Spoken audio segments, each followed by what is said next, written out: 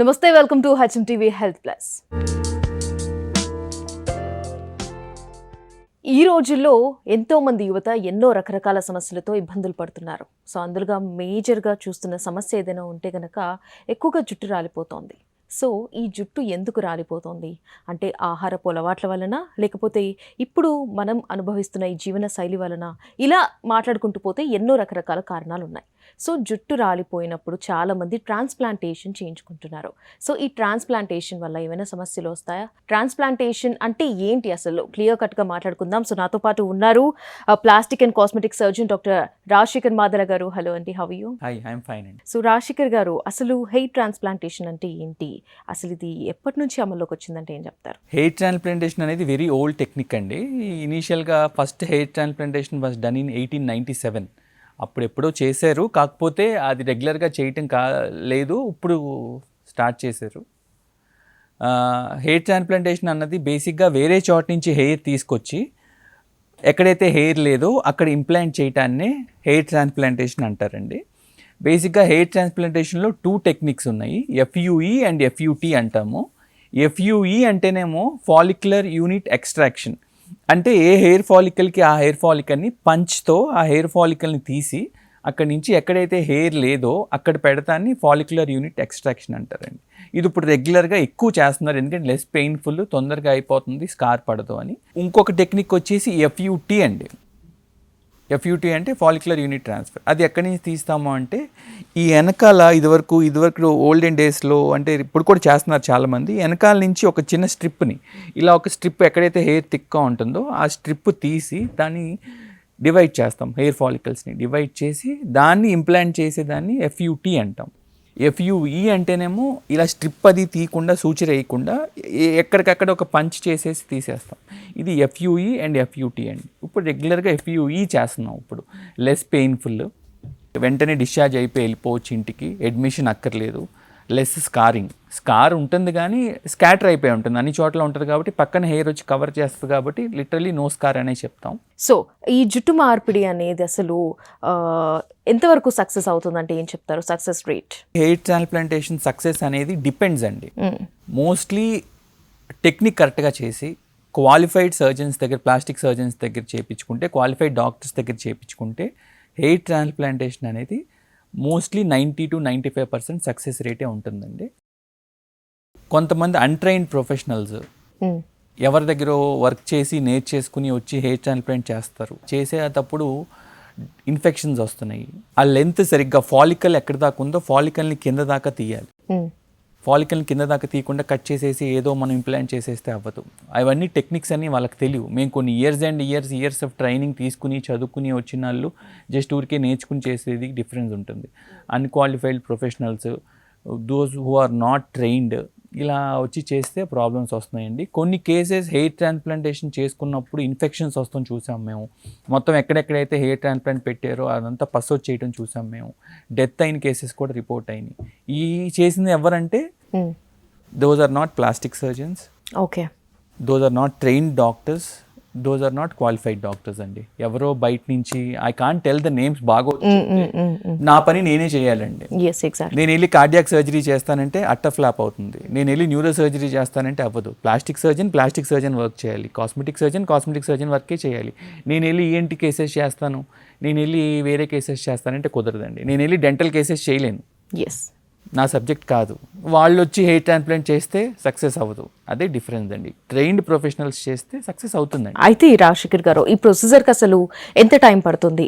అంటే ఒక పర్సన్ వచ్చి హెయిర్ ట్రాన్స్ప్లాంటేషన్కి మీ దగ్గరికి వచ్చినప్పుడు, so firstly what procedure will you follow? First మేము అసెస్ చేస్తామండి, ఈ హెయిర్ ఫాల్ ఏంటి. This is hormonal hair fall, అంటే మేల్ ప్యాటర్న్ బాల్నెస్ అని ఉంటుంది. ఇది హార్మోనల్ హెయిర్ ఫాలా, లేకపోతే ఏమన్నా మాల్ న్యూట్రిషన్ వల్ల వచ్చిందా, సడన్ చేంజెస్, సడన్గా ఇప్పుడు ఏదన్నా వాటర్ చేంజ్ వల్ల కూడా రావచ్చండి, సడన్ ప్లేస్ చేంజ్ వల్ల. అసలు ఏంటి కాజ్? మాల్ న్యూట్రిషనా, లేకపోతే ఇంకేదన్నా డ్రగ్స్ వాడుతున్నారా, drugs in the sense tablets, ఏదన్నా కొత్త టాబ్లెట్స్ యూజ్ చేస్తున్నారా, లేకపోతే వేప్ ప్రోటీన్ అని బాడీ బిల్డింగ్ కోసం వాడతాం. మేల్స్ అయినా ఫీమేల్స్ అయినా ఎవరైనా they should not take whey protein తీసుకుంటే it induces hair fall. Okay. Dihydro testosterone, DHT అనే దాన్ని ఈ వే ప్రోటీన్ ఇంపాక్ట్ చేసి దానివల్ల హెయిర్ ఫాల్ పెరుగుతుంది. సో వే ప్రోటీన్ తీసుకోకూడదండి. జెనెటికల్, హెరిడిటరీ, వాళ్ళ ఫాదర్ కానీ వాళ్ళ పెటర్నల్ అంకుల్ కానీ మెటర్నల్ అంకుల్స్ కానీ ఎవరికన్నా హెయిర్ ఫాల్ బాల్నెస్ ఉందా అని చూసుకుంటామండి. చూసుకుని ఇవన్నీ మేము రూల్ అవుట్ చేసుకుని ఒక అంచనాకు వస్తాం. వీళ్ళకి హెయిర్ ఫాల్ ఇక్కడితో హెయిర్ ఫాల్ ఆగిపోయిందా, ఇంకా ఈ ప్యాటర్న్ పెరుగుతుందా. సో సపోజ్ మన దగ్గరికి వచ్చినప్పుడు ఓన్లీ ఈ ఫ్రంట్ ఏరియానే ఉందనుకోండి, మనం ఇక్కడ దాకానే హెయిర్ ఫాల్ ఉంది, ఇక్కడ దాకానే హెయిర్ లేదని చెప్పి వెనకాల ట్రాన్స్ప్లాంట్ తీసుకుని మనం ముందు ఇంప్లాంట్ చేసామనుకోండి, ఏమవుతుంది ఇంకొక 5-6 ఇయర్స్కి ఈ వెనకాల ఊడిపోతాయి. అవును, ఊడిపోయేసరికి ఫ్రంట్ అంతా నీట్గా హెయిర్ కనిపిస్తూ ఉంటుంది, ఇక్కడ ఒక మధ్యలో ఒక బ్రిడ్జ్ సెగ్మెంట్ లాగా ఖాళీగా కనిపిస్తూ ఉంటుంది. అందుకని మనం ఒక అంచనా వేసుకుని ఏం చేయాలి ఎక్కడ దాకా అనేది అదొక ఎక్స్పర్ట్ ఒపీనియన్ లాగా మనం చాలా దాన్ని అసెస్ చేసుకుంటామండి. ఇంకొకటి, ఇక్కడ నుంచి హెయిర్ పర్మనెంట్ హెయిర్నే తీయాలండి. సపోజ్ ప్రస్తుతానికి పై దాకా ఉందనుకోండి, హెయిర్ ఉంది కదా అని మనం పై దాకా తీసామనుకోండి, అది ఊడిపోయే హెయిర్ అనుకోండి ఫ్యూచర్లో. ఓకే, అది పెడతాం వల్ల పెద్ద ఎక్కువ లాంగ్ లాస్టింగ్ ఉండదు. అందుకని యూజువల్గా ఏం చేస్తామంటే మేల్స్లో బాల్నెస్ ఉంటే వాళ్ళ ఫాదర్ని కానీ, ఫాదర్కి బాల్నెస్ ఉంటే ఫాదర్ని ఇఫ్ దేర్ అవైలబుల్, లేదంటే వాళ్ళ మెటర్నల్ అంకుల్ మేనమావని కానీ వాళ్ళని తీసుకురమ్మని వాళ్ళకి ఎక్కడి దాకా ఊడిపోయింది, వాళ్ళకి ఎంతవరకు గ్రాఫ్ట్స్ ఉన్నాయి, అంటే గ్రాఫ్ట్స్ అంటే వెనకాల ఎంతవరకు రిజర్వ్ హెయిర్ ఉంది చూసుకుని వీళ్ళకి ఆ ఏరియాలో నుంచే తీటాకి ట్రై చేస్తామండి. So that is there permanent hair. 50-60 years వచ్చిన తర్వాత కూడా హెయిర్ ఉందంటే దట్ ఈస్ పర్మనెంట్ హెయిర్. అక్కడి నుంచి తీసుకుంటాం. సో దట్ లైఫ్ ఎక్కువ ఉంటుంది. ఓకే, హెయిర్ ట్రాన్స్ప్లాంటేషన్ చేసేదానికి ముందు కానీ ఏమైనా మెడికల్ టెస్ట్లు అలా ఎగ్జామిన్ చేయడం జరుగుతుందా పర్సన్? హెయిర్ ప్లాంట్ చేసే ముందు కొన్ని మెడికల్ టెస్ట్ చేస్తామండి.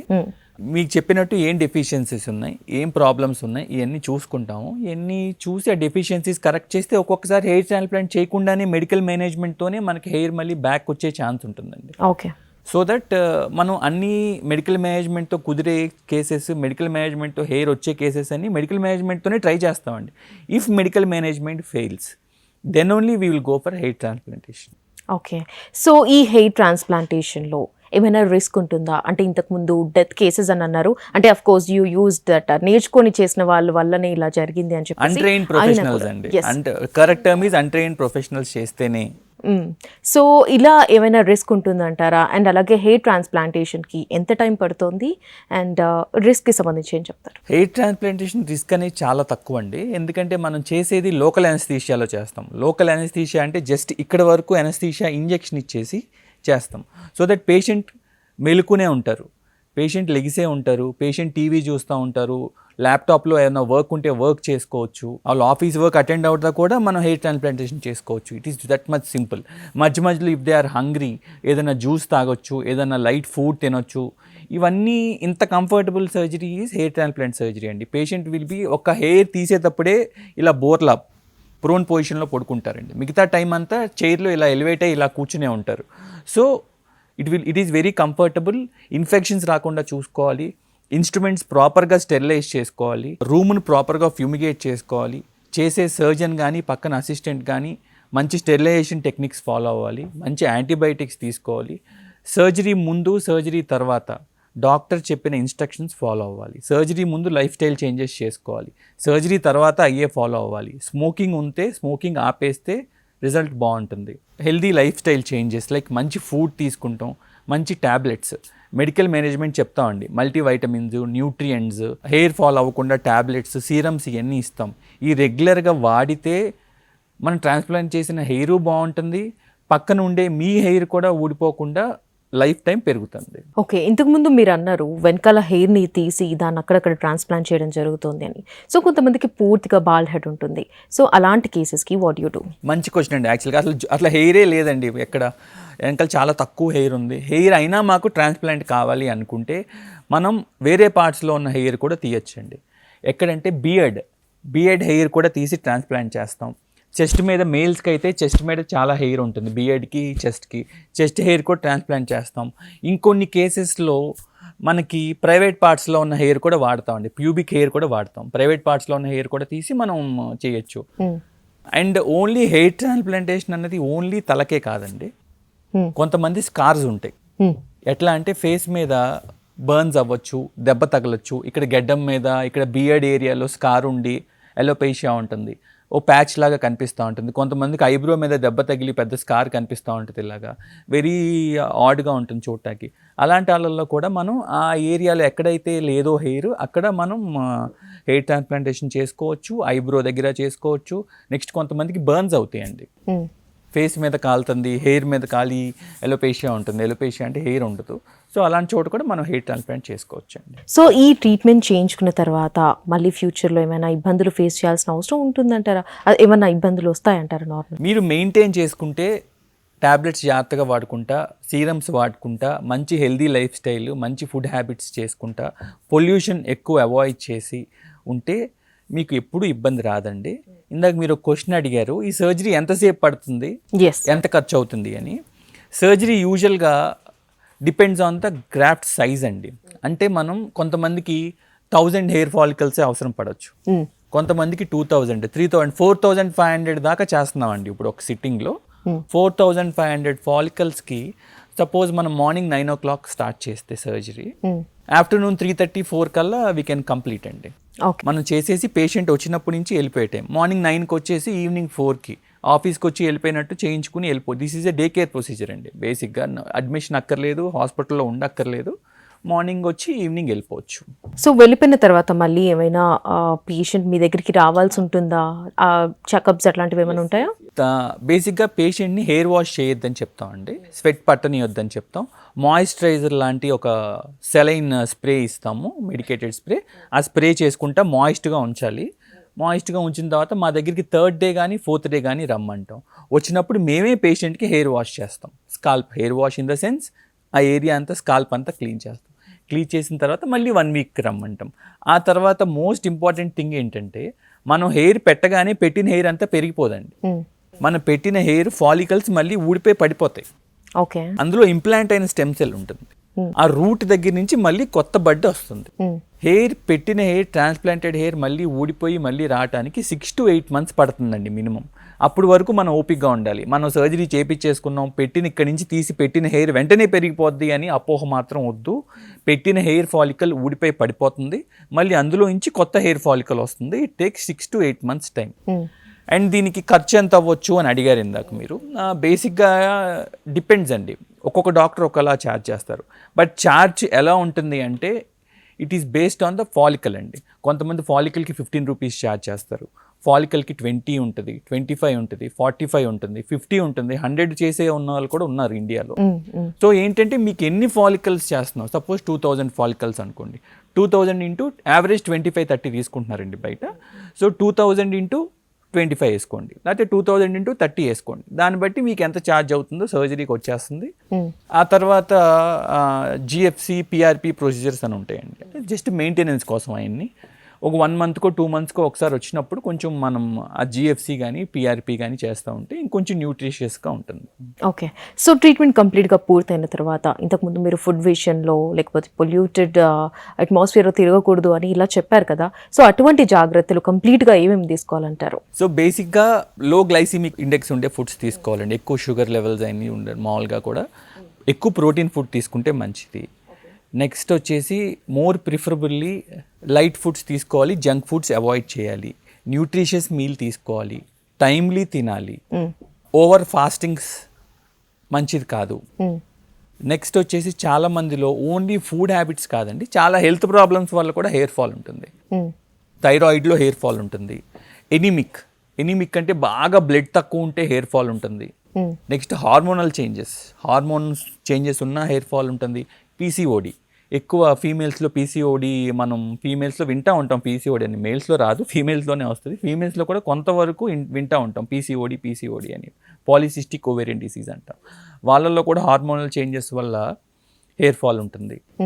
ఇవన్నీ అండర్లయింగ్ కాజెస్ అన్నీ మనం కరెక్ట్ చేసుకుంటా, మంచి డైటరీ హ్యాబిట్స్, మంచి లైఫ్ స్టైల్ చేంజెస్, రోజు కొంతసేపు వాకింగ్ చేయటం కానీ, కొంతసేపు ఎక్సర్సైజ్ చేయటం కానీ, వెయిట్ కంట్రోల్లో పెట్టుకుంటాం, బాడీని ఫిట్గా ఉంచుకుంటాం. ఇవన్నీ చేస్తూ ఉంటే మన స్కిన్ బాగుంటుంది, హెయిర్ బాగుంటుంది.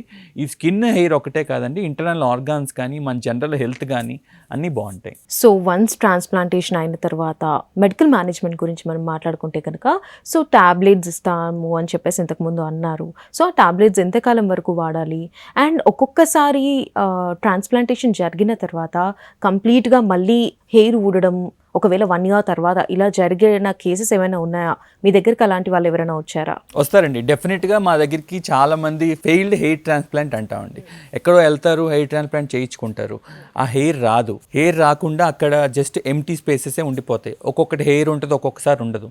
అండ్ ఇంకొకటి అండి, యాంగులేషన్ ఆఫ్ హెయిర్. మనం ఎలా హెయిర్ పెడుతున్నాం, ఎలా ఇంప్లాంట్ చేస్తున్నాం అనేది ఉంటుంది. సో హెయిర్ ట్రైన్డ్ డాక్టర్, బాగా నాలెడ్జ్ ఉన్న డాక్టర్ చేస్తే మనకి హెయిర్ అనేది యూజువల్గా పక్కకు దూతాం మనం. ఇప్పుడు మీ హెయిర్ అయినా చూసుకోండి, నా హెయిర్ అయినా చూసుకోండి, ఒక పక్కకి. యూజువల్గా ఇండియన్స్ లెఫ్ట్ సైడ్ దూతారు, ఆ మధ్యలో లైన్ పాపిడి అంటాం, లెఫ్ట్ సైడ్ దూతారు. సో హెయిర్ని మనం ఎలా పెట్టాలి, యాంగులేషన్ స్ట్రైట్గా పెడితే ఇట్లా పార్కిపైన్ అపియరెన్స్ వస్తుంది. పార్కిపైన్ అంటే మనం యానిమల్ ఉంటుంది, పార్కిపైన్, ముళ్ళపంది అంటాం చూడండి, అలాగా ఇలా లెగిసి ఉంటాయి అన్నీ, పార్కిపైన్ అపియరెన్స్ వస్తుంది. సో హెయిర్ అంతా అసలు మనం ఎందుకు హెయిర్ ట్రాన్స్ప్లాంట్ చేయించుకున్నాం అని ఫీల్ అయ్యే వాళ్ళు కూడా ఉంటారు. ఓకే. సో హెయిర్ ఏ యాంగిల్లో పెరుగుతుంది, ఏ యాంగిల్లో వస్తుంది. సో మనం 30 degrees కానీ 40 degrees కానీ ఇట్లా ఇంక్లినేషన్ పెట్టుకుని ఇటు ఏ యాంగిల్, ఇటు సైడ్ వచ్చేసరికి అండి యాంగిలేషన్ ఎక్కువ పెట్టుకుంటాం, ఇటు సైడ్ వచ్చేసరికి తగ్గించుకుంటూ ఉంటాం. అది ఏ యాంగిల్లో పెట్టాలనేది important. And density, front line ఎక్కువ డెన్సిటీ ఇస్తాం, కొంచెం ఈ ఏరియా ఎక్కువ డెన్సిటీ ఇస్తాం, వర్టెక్స్ ఏరియా. నెక్స్ట్ వచ్చే కొరికి డెన్సిటీ స్కాటర్ చేస్తాం, ఎక్కడ డెన్సిటీ ఎక్కువ ఇవ్వాలి, ఎక్కడ తక్కువ ఇవ్వాలి. నెక్స్ట్ వచ్చేసరికి ఇలా స్ట్రైట్గా ఒక లైన్ లాగా పెట్టుకుంటూ వెళ్ళిపోయాం అనుకోండి, విగ్ లుక్ వస్తుంది. విగ్స్ ఎలా ఉంటాయి, స్ట్రైట్గా ఉంటాయి. సో విగ్ పెట్టినట్టు ఉంటుంది, అలా కాదు, నీట్గా ర్యాండమ్. మన న్యాచురల్ హెయిర్ ఎట్లా ఎప్పుడు లైన్లో ఉండదండి, ఇర్రెగ్యులర్గా ఉంటుంది. ఇర్రెగ్యులర్ ప్యాటర్న్, రెగ్యులర్లీ ఇర్రెగ్యులర్ కూడా పెట్టకూడదండి. ఇర్రెగ్యులర్ ప్యాటర్న్ పెట్టుకుని ఆ ప్యాటర్న్లో వెళ్తే మనకి న్యాచురల్ లుక్ వస్తుంది. మనకి ఎవరు డిఫరెన్షియేట్ కూడా చేయలేరు, మన హెయిర్ ట్రాన్స్ప్లాంట్ చేయించుకున్నారా, అది ట్రాన్స్ప్లాంటెడ్ హెయిరా, నార్మల్ హెయిరా అని కూడా ఎవరు డిఫరెన్షియేట్ కూడా చేయలేరండి. ఓకే.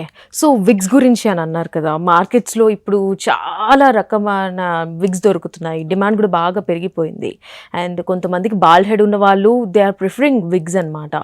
సో దానివల్ల ఏమైనా ఇన్ఫెక్షన్స్ అలాంటివి వచ్చే అవకాశం ఉంటుంది? డెఫినెట్గా అండి, విగ్స్ అనేది ఒక మంచి ఆప్షనే, సర్జరీ కాదనుకున్న వాళ్ళకి. కాకపోతే విగ్స్ వాడటం వల్ల ఏమంటుంది, నెక్స్ట్ బయట నుంచి మన స్కాల్ప్లో నుంచి వచ్చే హెయిర్ కానీ, ఆయిల్స్ కానీ, సీబమ్స్ కానీ, ఇవన్నీ అక్కడ ఆ ఫారిన్ బాడీ మధ్యలో ఉండిపోతుంది, ఆ గమ్ మధ్యలో. కొంతమంది గమ్ అలర్జీస్ వస్తూ ఉంటాయి, కొంతమందికి స్వెట్ అక్కడ ఉండిపోయి ప్రాబ్లం వస్తూ ఉంటుంది, ఫంగల్ ఇన్ఫెక్షన్స్ వస్తున్నాయి, డాండ్రఫ్స్ వస్తున్నాయి, సెబోరిక్ డర్మటైటిస్ అని చాలా ప్రాబ్లమ్స్ వస్తున్నాయి. అండ్ విగ్స్ అనేది ఎప్పుడైనా టెంపరీ అండి, that is not a permanent solution, ఎప్పుడో ఒకసారి తీయాల్సిందే. సో విగ్స్ అనేది ఒక మంచి ఆప్షనే. సర్జికల్ ఆప్షన్ వద్దు అనుకున్న వాళ్ళకి, ఇంకా ఇర్రెగ్యులర్ మనకి అన్కరెక్టబుల్ బాల్నెస్, ఇంకా అది రాదు, పర్మనెంట్ బాల్నెస్ వచ్చేసిన వాళ్ళకి విగ్స్ అనేది ఒక ఆప్షన్ ఉందండి. అండ్ ఇప్పుడు ఇంకొకటి స్కాల్ప్ మైక్రో పిగ్మెంటేషన్ అని చేస్తున్నామండి, నథింగ్ బట్ టాటూయింగ్. సో ఇప్పుడు మీకు ఒక 10 hair follicles ఉన్నాయి, ఆ 10 hair follicles మధ్యలో ఎంటీ స్పేస్ కనిపిస్తుంది. ఆ ఎంటీ స్పేస్ మధ్యలో అక్కడ మనం హెయిర్ ఎలా ఉంటుందో అలా స్కాల్ప్ మైక్రో పిగ్మెంటేషన్ చేస్తాం. సో దట్ మీకు ఉన్న హెయిర్ అంతే ఉంటుంది, ఆ బ్లాక్ కలర్ దానివల్ల మీ బాల్నెస్ క్యామోఫ్లాజ్ అవుతుంది. క్యామోఫ్లాజ్ అంటే మీరు కనపడకుండా కొంచెం డెన్సిటీ ఎక్కువ ఉన్నట్టు ఒక లుక్ ఇస్తాం మేము. సో దానివల్ల మీకు స్కాల్ప్ మైక్రో పిగ్మెంటేషన్ వల్ల కూడా మీకు డెన్సిటీ ఎక్కువ ఉన్నట్టు కొంచెం లుక్ వస్తుందండి. Okay. So as a cosmetic surgeon ఒకటి చెప్పండి, ఇప్పుడు బాల్డ్ హెడ్ వచ్చి మీ దగ్గరికి వచ్చినప్పుడు ట్రాన్స్ప్లాంటేషన్ చేయకన్నా ముందు ఆల్రెడీ హాఫ్ బాల్డ్ హెడ్ ఉన్న వాళ్ళకి ఇంకా ఎక్కువ హెయిర్ ఊడిపోకుండా ఏమైనా మెడిసిన్స్ అలాంటివి ఏమైనా మీరు సజెస్ట్ చేస్తారా, ఏమైనా ట్రీట్ చేయగలుగుతారా అలాంటివి? ఇందాక నేను చెప్పానండి, రాగానే హెయిర్ ట్రాన్స్ప్లాంట్ చేయవండి, ఏ డాక్టర్ అన్నా కూడా రాగానే they will try to assess what is your problem, me problem ఏంటని అసెస్ చేసి దానికి మెడికల్ మేనేజ్మెంట్ ట్రై చేస్తామండి. ఇదివరకట్లాగా ఒకే ట్యాబ్లెట్ రోజు వేసుకుంటాం కాకుండా ఇప్పుడు సైక్లికల్ థెరపీ అని వచ్చిందండి. అంటే మనకి బాడీకి ఏమేమి న్యూట్రియంట్స్ అవసరం, ఏమేమి న్యూట్రియంట్స్ కావాలో హెయిర్కి కానీ, స్కిన్కి కానీ, బాడీకి కానీ, అలాంటివన్నీ మేము స్లోగా రోజుకి ఒక ట్యాబ్లెట్, అంటే ఒక type of tablet Monday and Tuesday, ఒక type of tablet Wednesday and Thursday, Friday Saturday ఒక ట్యాబ్లెట్, సండే ఒక ట్యాబ్లెట్, అట్లా డివైడ్ చేసి ఇస్తున్నాం. ఇప్పుడు డివైడ్ చేసి ఇవ్వటం వల్ల అంటే రోజు ఒకే ట్యాబ్లెట్ అన్నీ వేసేసిన ట్యాబ్లెట్ బాడీలో వేస్తే అబ్జార్ప్షన్ సరిగ్గా ఉండట్లేదు. సో ఇప్పుడు డిఫరెంట్ ట్యాబ్లెట్ డిఫరెంట్ డేస్ వేసుకుంటే ఏమవుతుందంటే బాడీకి ఏది ఏ రోజు కావాలో ఆ రోజు తీసేసుకుని ఎఫెక్ట్ బాగా వస్తుంది. యూ డోంట్ బిలీవ్ 3 monthsలో చాలా మందికి బాల్నెస్ రివర్స్ అవుతుంది ఆ ట్యాబ్లెట్స్ వాడటం వల్ల. రఫ్లీ it will cost 1000 to 1500 per month అండి. ఒక మంత్కి 1000 నుంచి 1500 కాస్ట్ అవుతుంది ఆ ట్యాబ్లెట్స్. కానీ ఆ యూజ్ చేయటం వల్ల 3 months 4 months యూజ్ చేసిన వాళ్ళలో చాలా మంచి రిజల్ట్స్ వస్తున్నాయి ట్యాబ్లెట్స్ వల్ల. అది మా ఓన్ కాదు, అది మామూలుగా బయట మార్కెట్లో దొరికే ట్యాబ్లెట్సే, క్వాలిఫైడ్ కంపెనీస్ చేసే ట్యాబ్లెట్సే.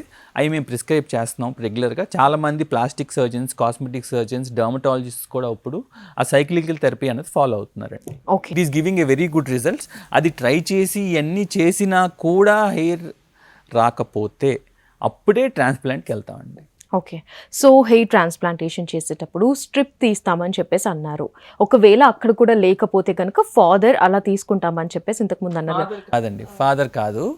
అసలు మన హెయిర్ మన ఐడెంటికల్ ట్విన్ నుంచి కూడా తీయకూడదండి. ఓకే. మన బాడీలో హెయిరే మనకు సెట్ అవుతుంది, పక్కన వాళ్ళ హెయిర్ పొరపాటును కూడా సెట్ అవ్వదు. అండ్ ఫాదర్ నుంచి తీసుకునేది ఏంటంటే అసెస్మెంట్ అండి అది. ఓకే. సో ఫాదర్ బాల్నెస్ చూసి మనం అక్కడి నుంచి ఆ ఏరియాలో హెయిర్ పర్మనెంట్గా ఉండిపోయింది, సో అక్కడి నుంచి తీసుకున్న హెయిర్ మనకి పర్మనెంట్గా ఉంటుందని ఈ పేషెంట్ నుంచే ఆ ఏరియాలో హెయిర్ తీసుకుంటాం, కానీ వేరే వాళ్ళ నుంచి తీసుకోండి. ఓకే. సో ఫైనల్గా ట్రాన్స్ప్లాంటేషన్ చేసుకోవాలి అని అనుకుంటారు, కానీ కొంతమంది భయపడుతూ ఉంటారు. సో ఇది ఎందుకు అని చెప్పేసి, సో అలాంటి వాళ్ళకి వాట్ యూ సే ఫైనల్గా? ఇట్స్ ఏ పర్సనల్ చాయిస్ అండి. ఎవరో హెయిర్ లేకపోతే మనకు ప్రాణం పోదు, హెయిర్ లేకపోతే మనకేమీ డైలీ రొటీన్ ఆగిపోదు, హెయిర్ లేకపోతే మనకి క్వాలిటీ ఆఫ్ లైఫ్ తగ్గిపోదు. మనకి ఏంటంటే హెయిర్ అనేది ఇట్స్ ఏ పర్సనల్ చాయిస్. కొంతమంది హ్యాపీగా అందరూ షేవ్ చేసేసుకుంటారు హెయిర్, విల్ బీ హ్యాపీ, వాళ్ళకి అదే ఇష్టం. సో మీకు హెయిర్ కావాలి అనుకుని if you have urge to get your hair back, వాళ్ళకి హెయిర్ ట్రాన్స్ప్లాంటేషన్ మనం చేయొచ్చండి. హెయిర్ ట్రాన్స్ప్లాంటేషన్ అనేది personal choice, but it is safe, it is not risky. మనం కొంచెం రిస్క్ అనేది దేనికన్నా ఉంటుంది, బట్ హెయిర్ ట్రాన్స్ప్లాంట్ అనేది రిలేటివ్లీ సేఫ్.